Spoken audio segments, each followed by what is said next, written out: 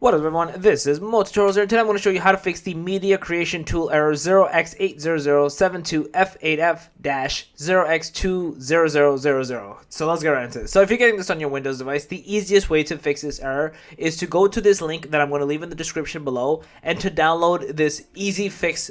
Literally is called that basically edit that basically lets you fix this error. So once you go to this link in the description below, it kind of like walks you through what this this process does, what it's going to do, like the path is following. It's essentially going into your regedit and making some updates there, and it even tells you, like, basically you download the file, you run it, you open it, it tells you what to do, exactly what's going to happen, and then once you do this, you should be good to go and you should not have that error persist any longer. The other thing you can do is, if you want to basically do it on the media creation tool, like right click into it, click into properties, and the first thing you'll see is it might be blocked, the file, so you can just press the unblock button and it makes it go away from that as well. So yeah, that's basically it. If you guys love the video, please smash the like, guys, the channel, make sure to subscribe, click that notification bell, Tutorials out, peace.